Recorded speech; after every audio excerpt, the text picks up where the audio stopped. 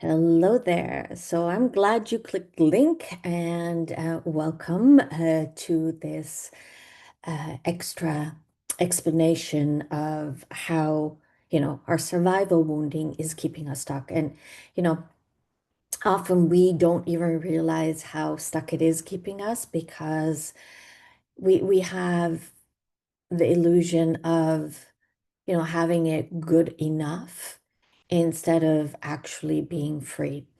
And this is really one of the things that I realized looking at how survival wounding has impacted my life is, and how it impacts everyone's life, is that it really creates this wall of imprisonment around us, that simply moves with us, It's I'm trying to think of a movie, but like what I'm really visually seeing is like this limited box that we're walking in and that walks with us. And though, we think that because we can move around freely within that box, that we are actually free, but that's simply because we never get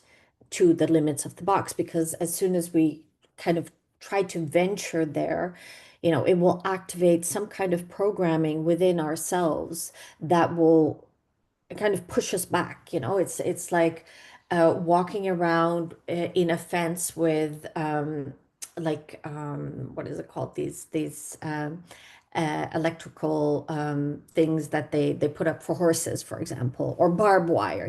Like it's not that easy to cross, because it was created to protect us, but everything that we created to protect us ends up limiting us. There is just no other way than that happens inevitably, eventually, you know. And so w- we often don't see this because we designed it to give us the illusion that we're okay in order to survive. That is literally what survival wounding does, is it was created as a way for us to continue our lives despite something happening to us that that threatened our existence. And the problem is that we often think of these like really big traumatic experiences that would, create that kind of wounding. And when it comes to survival wounding, that is not always the case. Of course, yes, those kind of big impactful situations can also create survival wounding, but it's also the much more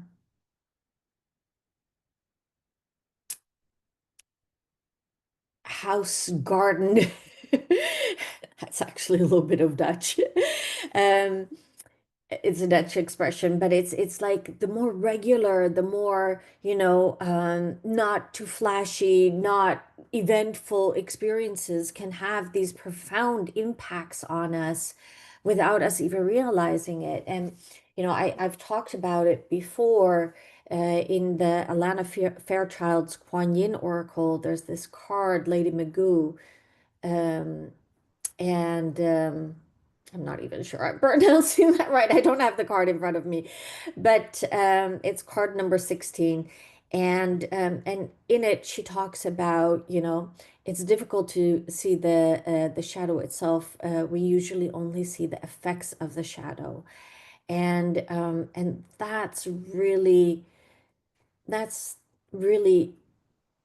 what we're up against. It's like this invisible hand that seems to be, guiding our life and destiny. And obviously, when everything is going as you'd like, and we've all been in periods of our lives where things are flowing nicely, and things are going good. But even in those periods where things are going quite exactly how we would like them to be, even in those periods, we are still in the limits of our survival wounding. It's we often think that we have to be like broke, miserable, down on our luck in love, or whatever, to have this type of wounding. But you can earn six figures and still be limited by your survival wounding. Yeah. You can be in a 20-year marriage and still be limited by your survival wounding. The fact that you've, been with someone for 20 years doesn't actually, say that anything about the quality of those 20 years. And I was driving recently, and I was thinking about how difficult sometimes it is to name things, because they're they're so, you know, subjective to our own interpretation and understanding. And I was thinking about a time where I had experienced like the orgasms of orgasms. I was in a therapeutic session, and like, I mean, my body was shaking, I lost control of my voice, tears were streaming down my face. I was literally screaming down the whole building. And afterwards, I tried to put into words the difference between, just great orgasms and an orgasm like this. And unless you've had such an experience, it's almost impossible to convey that kind of experience in words to someone else. And so that's also what's going on here, like, until you've actually seen, been able to, like, see how you are limiting yourself, become really aware of um, things that we often externalize.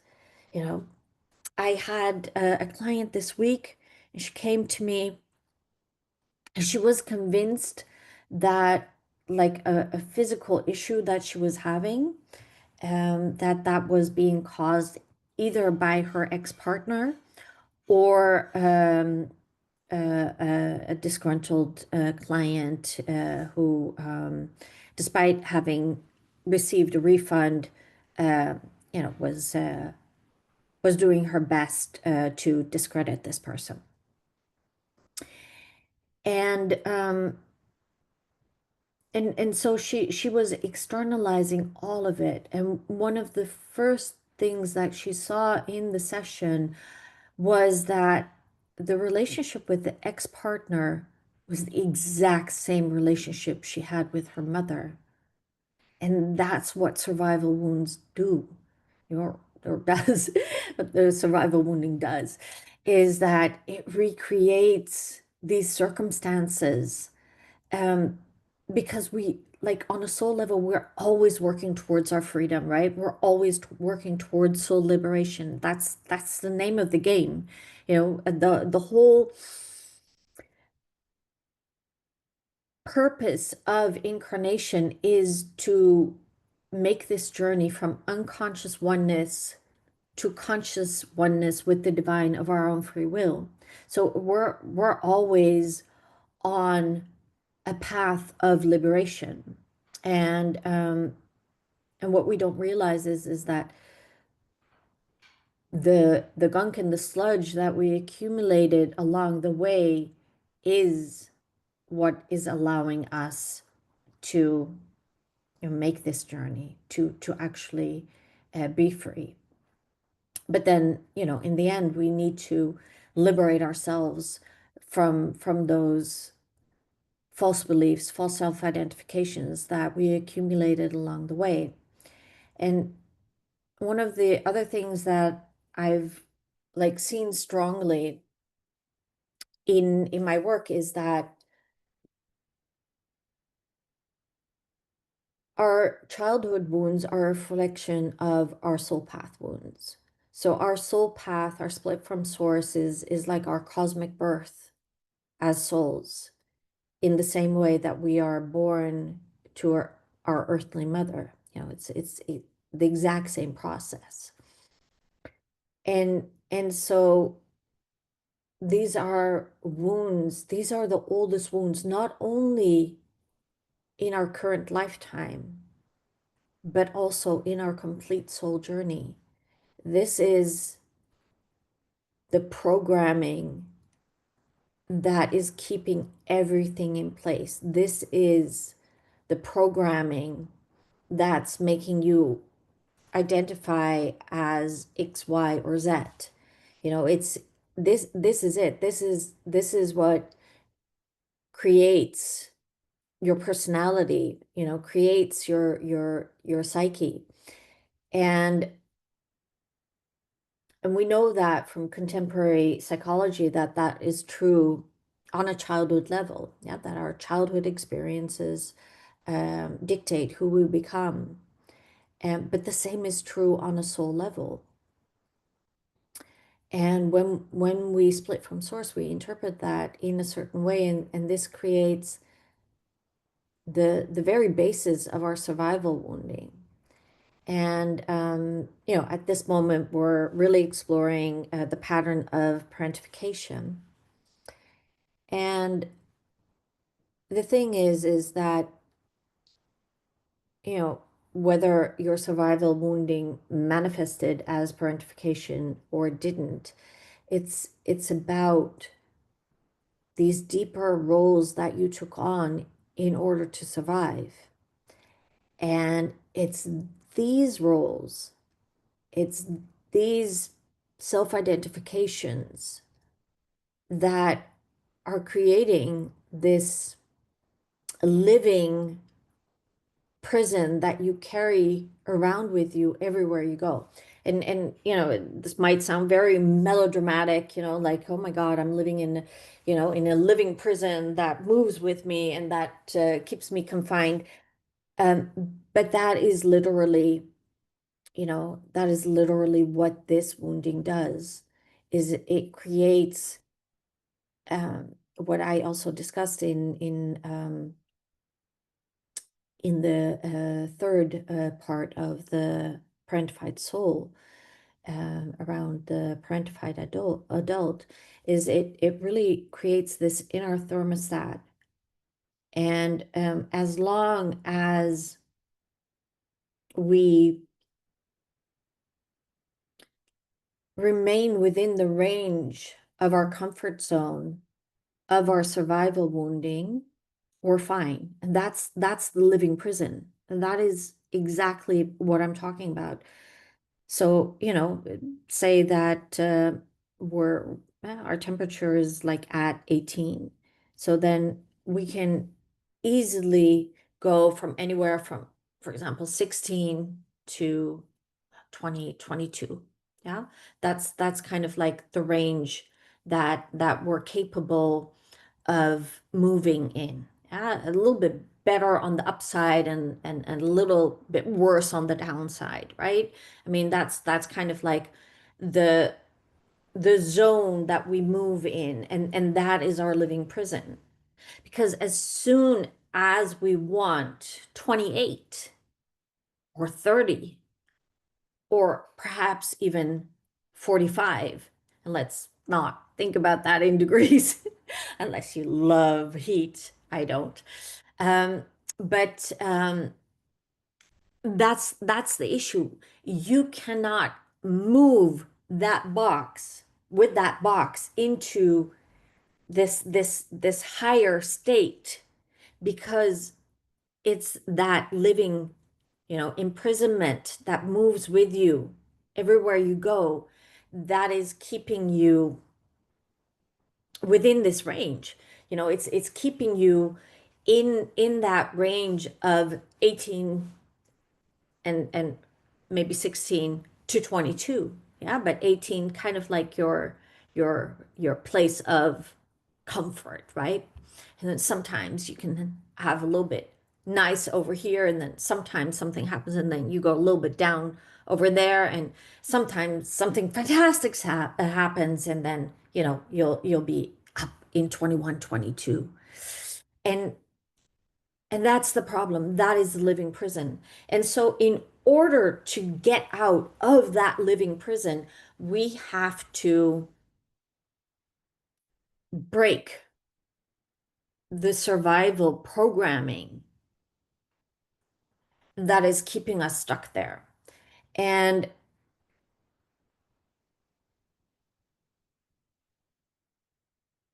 what I'm being shown now is that, like, because we do not want to acknowledge the fact that we are, you know, um, being imprisoned, or that we are creating this false sense of safety, right? That's really the key. We created a false sense of safety to be able to move on through a period that we otherwise thought we would never be able to move through for whatever reason. And again, it doesn't have to be because you were locked in a cellar, chained to a radiator, or beaten or raped, or, it doesn't have to be any of that. It could be, but it could also be just something very simple, a childhood vow that you made, even though technically it wasn't, necessary. Energetically, it felt that your survival depended on it. And so that's why we created this illusion of safety. And that's really what we need to undo. We need to see through that illusion and really reclaim the reality instead of this illusionary reality that we created to keep ourselves safe. And it's yeah, now I'm kind of like getting this hologram image. It's like as soon as we are able to like pierce through to the soul truth, and that is really um, what I work with in soul embodiment therapy. What we're really after is exposing the subconscious mind to the soul truth. So we have the illusion we created, right? And whether that's the illusion of safety, or the illusion of safety through a false identity, a false belief, whatever, right? However, we created that, the illusion. Once we trace that back to what actually happened and we expose the subconscious mind to the soul truth, to really see, and this is why we work with the soul records in soul embodiment therapy, so that we can really see what was the truth even at that moment that perhaps we weren't able to see due to other circumstances, prior wounding, ancestral conditioning, whatever. It doesn't matter. But once we can now expose the subconscious mind to this soul truth, it automatically reprograms itself and it rewires the brain. It rewires the nervous system. It really gives this impulse that you cannot create by, for example, trying to force positive beliefs or change realities on a subconscious mind. Because as long as we have these underlying conflicting ideas, beliefs, self-identifications, it's just going to keep pushing against each other. It's just going to be like, just be cast off because it can't reprogram what the subconscious mind believes. And the reason why it can't do that. Like you can maybe again tune it up. Yeah. And so many people who are, believers in like I call them the high vibe tribe, right? Like just high vibe, high vibe, high vibe. You know what? Do you know how high their vibe is going to get?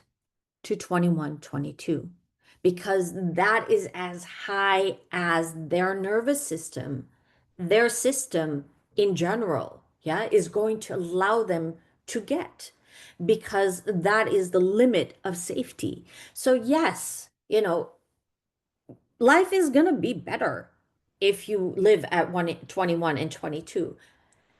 But the problem with this strategy is that you will never get to 23. You will never get to 25, 28, 30, 35, because even when you want to like bypass that very structure that is keeping you in this containment, you can't. You can't without really showing the subconscious mind, the soul truth that you weren't able to see before. And so you continue to live in the illusion that you created.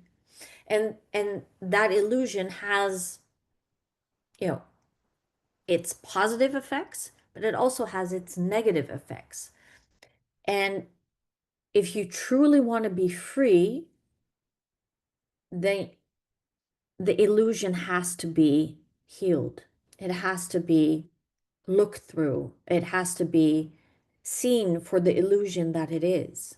The false sense of safety can only be abandoned when we realize that it was false to begin with. And so that is really the key to all of this. If you really truly want freedom in your life, that is the key. It's not by trying to pretend that it didn't happen. It's not by moving away from the potential pain. And of course, as humans, we're conditioned to like seek pleasure instead of pain. Freud already, spoke about that. But the thing is that that pain is not going to get worse from you looking at it. And even if it does flare up, just a little bit, that's okay, because if you do not address it, if you leave it there, it's actually going to weave itself through in your life anyway. Yeah. And then you will deal with it in other ways. Again, it's the shadow. You can't see the shadow, but you can see the effects of the shadow. And so this is also, when a lot of people think that they're cursed, or that somebody put black magic on them, because this is the wounding that is so tenacious. Like, no matter how much you throw at it, it usually does not budge, because it cannot be fixed in the way that we try to fix it. Yeah, so it cannot be removed, for example, by other people.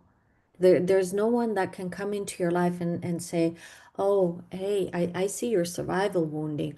Oh, let me just, take that away, loosen that. I'm just gonna, take it out of your energy system. Oh, look, now it's gone forever.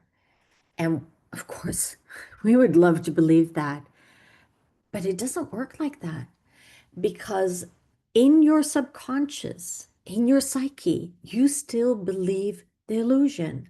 And that is what is keeping the illusion alive. And so, in order to undo the illusion, you have to go look at it. And that's, in like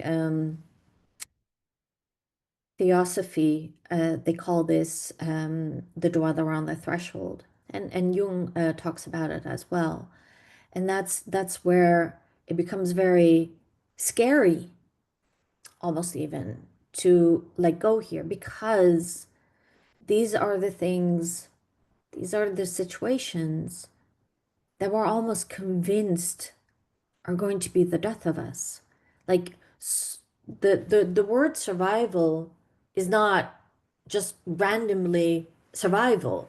It's because we deeply believe that these adaptations were the only way to survive. Yeah, so it's deeply intertwined with fear of annihilation, fear of death. And and so it's it's almost like this self-protective prison that as soon as you get to the walls of it, something will happen, like I said, with the electric fences, something will happen to kind of like push you back, like, oh no, you're going too far. Do not cross here. This will be the death of you. And like anyone who has done like any really deeper past life work will recognize this, like, or ancestral, that there are these moments that we really think, well, if I cross this bridge, or if I cross this line, then this is going to be the end of me. And the thing is that you then only have one hook of the pattern. So this is also very important to understand. This wounding is hooked in multiple timelines. It's not something that you've just only experienced in this lifetime. Yeah? It's something that has been baked into you by your ancestral lineage. Yeah? We use our ancestral lineage to heal these type of tenacious programs. Yeah. So it's also hooked there. It's hooked in your childhood. It's hooked in your ancestral lineage. It's hooked in your past lives, and it's hooked into your soul path experiences. And it created the inner masculine and feminine shadow archetypes. The rigid inner feminine, the collapsed inner masculine, the overbearing inner masculine, and the insatiable inner feminine. So it's hooked into multiple areas of who you believe you are. Yeah, because you're made up of all of these layers. And so if you just unhook it on one level, say childhood or ancestral or past life, then you haven't unhooked the pattern. You've just unhooked that part of the pattern. And that might have been a very important part. And that might, even stretch your living prison from 22 to 23. Yeah. But you're still in that prison. And that's the thing. If you want out of that prison, you have to pull it out by the root. And that means unhooking it from all these different timelines. That is what brings actual freedom. That is what takes out the pattern out of your system and truly liberates you from it once and for all. And so that is really the key to truly being free and having the life that your soul came here to live and that you deep down crave to have as your own, is to really go to these depths. And we've discussed a little bit about, the different ideas that float around in the spiritual scene at the moment that will tell you, well, no, you can just raise your vibration, or you can just reprogram it, or someone can just take it out for you, and all of these kind of like stories around it that only do one thing, and that is keep you stuck. Yeah, because they do not work. They cannot work. They're just stories around these phenomena because most people do not do this type of work. Most people cannot hold this depth. Most people run away from exactly this. And so they continue to live in the illusion, and they do their ayahuasca ceremonies and their cacao and their sound bowls and, you know, whatever, family system things, whatever. And it's not that any of those things are bad. It's that most of them give us, again, a false sense of doing the work, you know, making progress, uh, doing what we believe is going to eventually set us free. And as someone who has been on this journey for almost 30 years, um, I can truly say that the only way to get out of this is to face it head on. And it might seem that every other option is the more preferable one, and it looks less messy and it looks more spiritual and it, you know, more gratifying and more pleasurable and, whatever. Um, but this is it, you know. We're not going to pierce the illusion by turning away from it. We pierce the illusion by facing it head on, looking at it and seeing it for what it really is. And this is often also one of the things that I tell my clients in sessions is that, as children, when we saw like the shadows of the trees on the wall, we believed that they were monsters, coming to eat us. And that is really the truth of the shadow as well, is that we remember it so much more scary than that it actually was.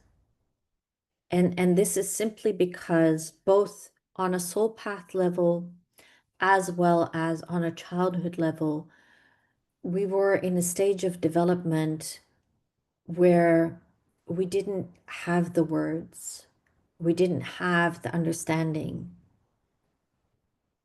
to truly see the things for what they were. And so we remember them much worse than that they actually were. And you know, that is really that's really what I want to convey as a message, is that our, like, inner sense of terror around these parts of ourselves that we've disowned, pushed away, made wrong, that inner terror is not justified. And I know this from my own journey, and I know this from my clients' journey, is that we remember it way more scary than that it actually was. We remember it way more painful than that it actually is for us now, because now we can look at it from an adult perspective, and that really changes everything. It's like, whether it's from childhood to adult or from childlike spirit to more evolved and matured spirit, there's this growth arc that allows us to revisit these so-called scary places and then understand that it just wasn't as bad. It might have still been painful, but it's not the scary, hairy monster, or this blazing dragon that we remember it to be. like even subconsciously, because often, with these kinds of wounds, this the shadow is per definition completely unconscious. Like, you know, it's like there's just such a fallacy in the idea that because we remember something as traumatic, that we actually remember the trauma of it. And sometimes, we'll like remember some part of the trauma of it, but there's usually, when something remains traumatic even after years of work, there's usually still a part that we've not looked at, um, that holds a piece of the pain. And so in I think also the parentified adult series, segment, I linked this video of Gabor Mate with Melissa Robbins, um, and or Mel, she calls herself Mel, I believe, and and she was talking about this childhood of experience of waking up with this older boy on top of her, touching her, and then Gabor Mate helped her see that actually a deeper part of the pain was that she was left all alone with that experience, and that she couldn't go to her parents to discuss it. And so, you know, that that is so true. There's always these like more hidden aspects to it, um, that we often don't recognize. Like, for me, I've known since I was 25 that I was sexually abused by my father as a child.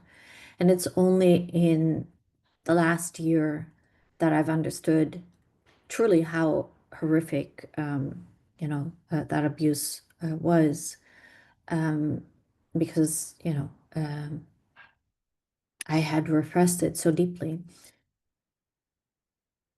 And it's just an example of like over the years since I was 25 till now, I've like peeled back layer and layer and layer of this wound, um, to find different parts of it, um, that even though I knew that this had happened, I had not felt. And and that's also something that we can say about the shadow, is the shadow holds everything that we've refused to feel.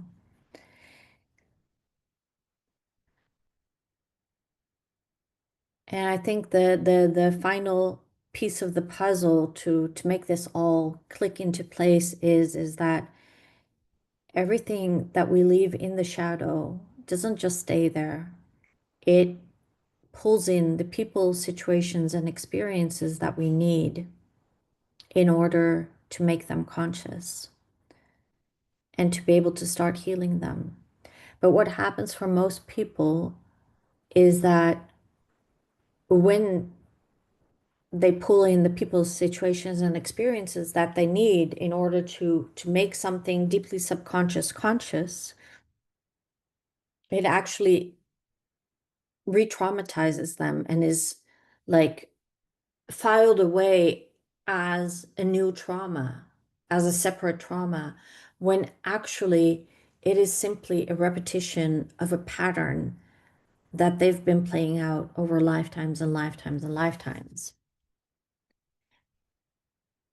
And yeah, to really bring it back home to what we're talking about is is that this these survival wounds, those are, as it were, like the grid points to which all of this other wounding attaches itself. Like all of it is merely to help us free ourselves and liberate ourselves. And then it just accumulates and accumulates because we can't recognize it as such. And so if you really want to break the spell, if you really want to be absolutely free, then you have to address that deeper layer because that's the deeper layer that it all originates from.